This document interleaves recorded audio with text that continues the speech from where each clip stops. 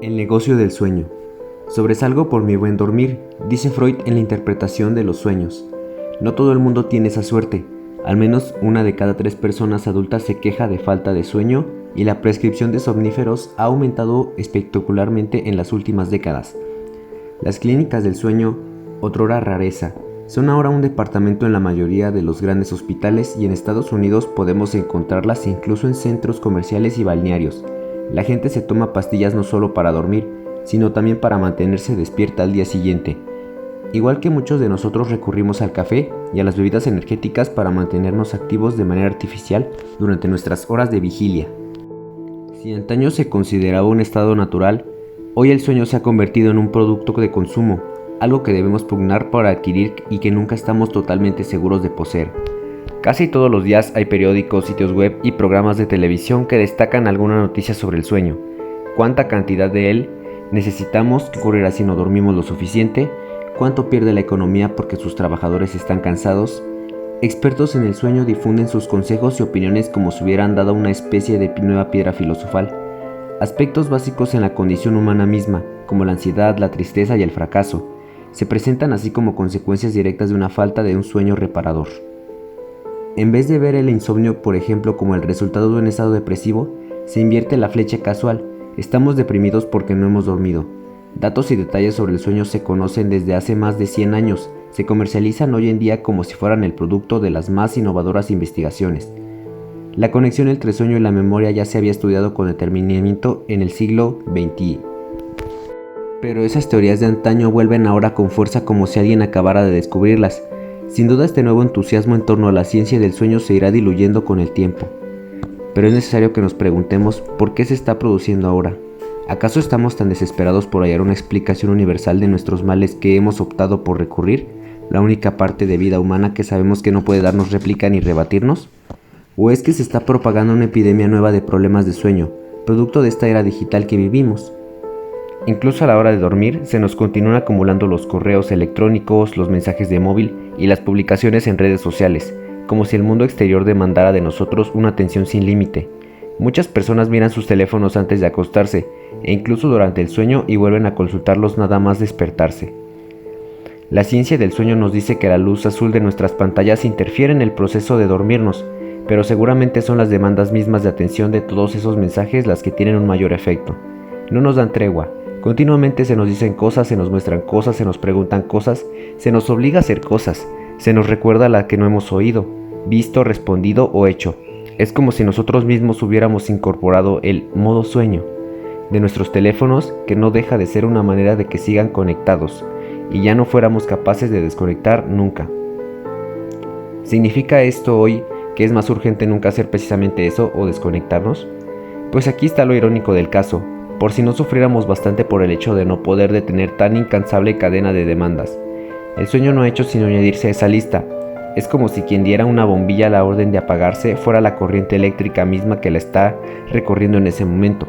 El flujo constante de mensajes e imperativos que conforman nuestro entorno se ve sobrecargado ahora por el mensaje de apagar el flujo en sí.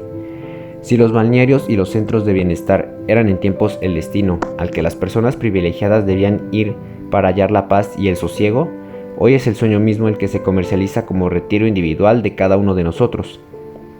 Las oportunidades económicas que esto abre son sustanciales. Si los balnearios eran unos pocos acomodados, el sueño es para todos, ricos y pobres. Los anuncios de colchones, una rareza en el pasado, son hoy un elemento habitual en muchas pausas publicitarias y canales web. Y según las estimaciones, la industria de los productos y métodos para ayudar a dormir generaría en este año nada menos de 76.700 millones de dólares de negocio. Si un estudio temprano realizado en la Universidad de Edimburgo en los años 50 llegó a la conclusión de que no había mucha diferencia en cuanto a cantidad de horas dormidas entre usar un tablón de madera y utilizar un sofisticado colchón de muebles para dormir. Hoy se nos vende este insustancial rectángulo como si fuera imprescindible billete de entrada al paraíso del sueño. Desengáñese, ya no son preocupaciones las que causan su insomnio, sino el hecho de que usted no esté durmiendo sobre un colchón de primera.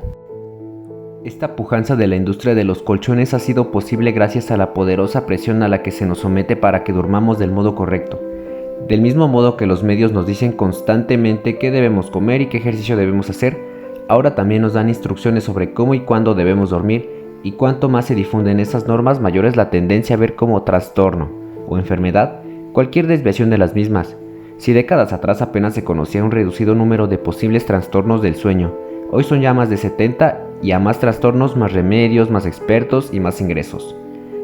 Lo que nos olvidamos por el camino es algo que resulta obvio e invisible a la vez, y es que por mucho que nos digan cómo debemos dormir, no se nos indica en ningún momento cómo procesar esa recomendación en sí misma. Si leemos un artículo que explica por qué 8 horas de sueño son esenciales para nuestra salud y se nos aconseja qué hacer para conseguirlas, ¿no será esa misma presión para dormir correctamente la que al final dificultará que dormamos? De hecho, eso es lo que los insomnes llevan muchos años cediéndonos y diciéndonos. Cuanto más se nos conmina a que demos el sueño la importancia que se merece, más nos mantiene despiertos de la idea misma y que debemos dormir, y aún así vivimos en un mundo en el que se nos obliga sin cesar a vivir sano, a administrar nuestros cuerpos, a esforzarnos por dormir un sueño profundo y reparador. Nada más despertarnos, ese es el imperativo con el que se nos recibe el nuevo día, pues enseguida calculamos cuánto hemos conseguido dormir. Para quienes creen en la evolución humana, esa es una imagen que da que pensar. Si siglos atrás lo normal habría sido que nos despertáramos y nos pusiéramos a hacer las labores de la jornada, ahora lo que hacemos es despertarnos y mirar un reloj para medir cuántas horas hemos dormido y compararlas con las que se supone que deberíamos haber dormido por norma. Y cuanto más rija una norma como esa, más personas habrá que no encajen en ella.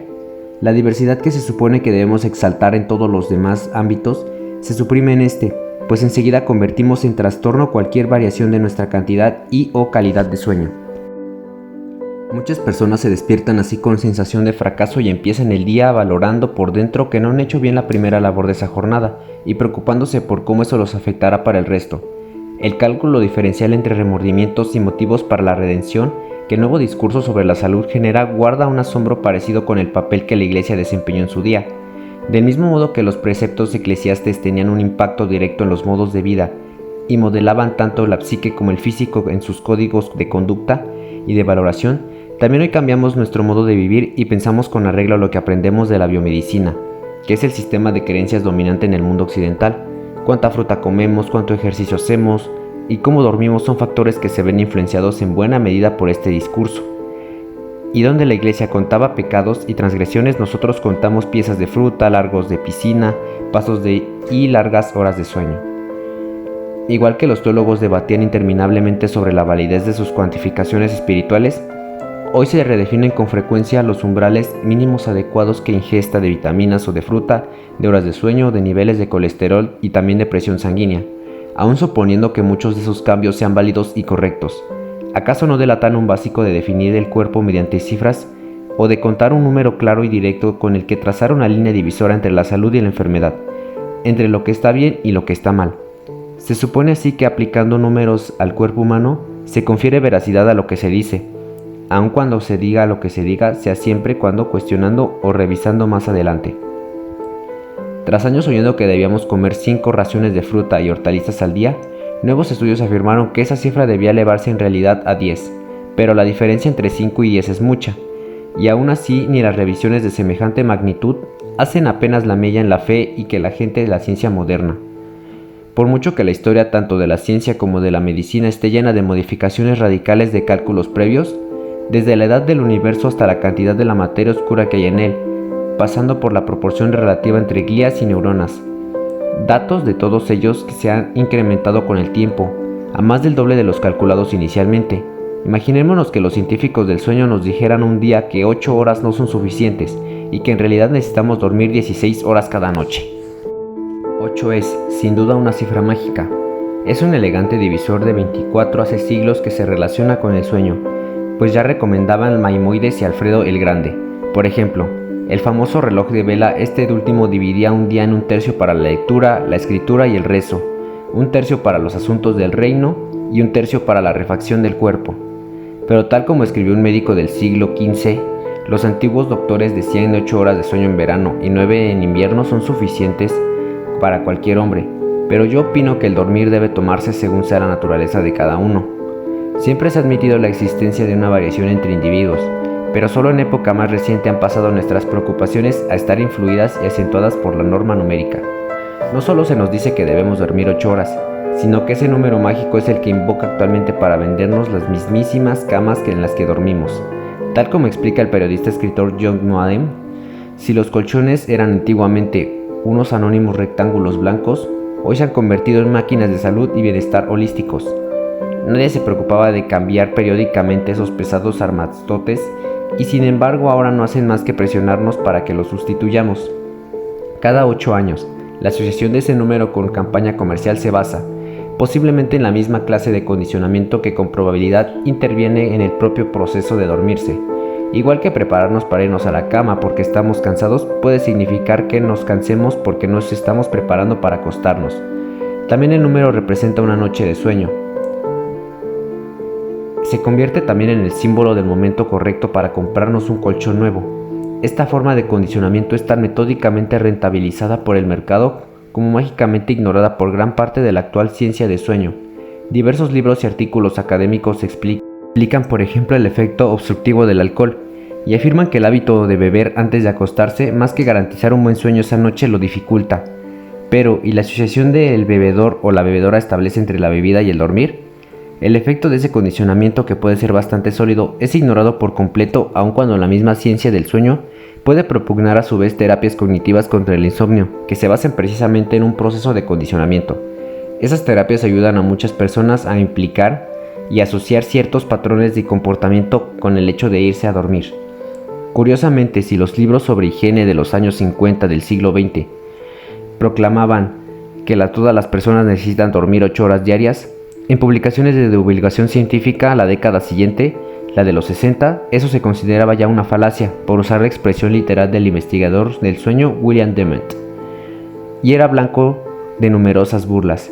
Según escribieron 2 expertos estadounidenses en sueño de 1968, siendo tanto los factores que condeterminan el inicio, la cantidad y la profundidad del sueño en los diversos individuos. Un médico no puede exigir indiscriminadamente a todos los pacientes que se acuesten temprano, que se duerman rápido o en general que se duerman las 8 horas recomendadas.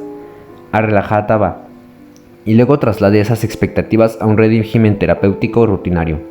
De hecho, bien podría afirmarse que el exceso de preocupación por el problema del sueño y sus variaciones según los individuos es un síntoma que a veces afecta tanto al paciente como al médico, y es en cierto modo tan grave como la afección que lo motiva originalmente. Los mencionados expertos se mostraban además incrédulos ante la posibilidad de que alguien confiara aún en la validez de una ley de 8 horas, por la que todos y cada uno de nosotros pudiéramos pasar toda una noche sumidos en una deliciosa inconsciencia. Y sin embargo, eso es precisamente lo que muchos de los higienistas del sueño actuales nos dicen que necesitamos. Las empresas farmacéuticas pagan anuncios para alertar de las personas de que, si no duermen las 8 horas suficientes y notan que les falta la energía necesaria para hacer las cosas que tienen que hacer, como pasar el tiempo con la familia o realizar satisfactoriamente sus tareas en el trabajo, o si sienten cansancio mental, fatiga física, baja motivación y dificultad para concentrarse, tal vez estén padeciendo un trastorno del sueño que requiera medicación. Pero como ha señalado el historiador del sueño Matthew Wolf Meyer, a ese respecto no son esos síntomas las condiciones mismas de la vida moderna, y para el caso de la vida tal como llevamos volviéndola desde hace siglos.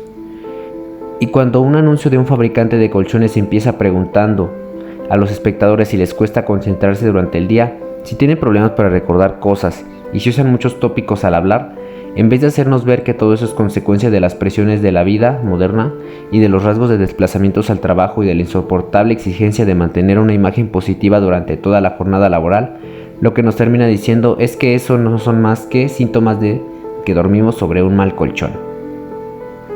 La descripción habitual del individuo privado del sueño se ajusta en realidad a la situación de la mayoría de los actuales miembros de la sociedad urbana, pero en vez de reconocer en ello los efectos de las cargas socioeconómicas y del dolor del interior, lo que ocurre es que las dificultades humanas pasan a ser definidas a través del novedoso filtro de un idealizado sueño sin interrupciones.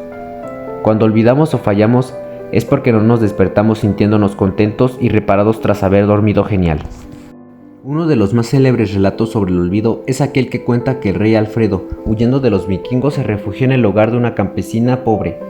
Esta le pidió que vigilara los pasteles que se estaban cociendo en el horno mientras atendía a otras tareas, pero la mente del monarca se distrajo y cuando ella regresó, vio que los dulces se habían quemado y calcinado.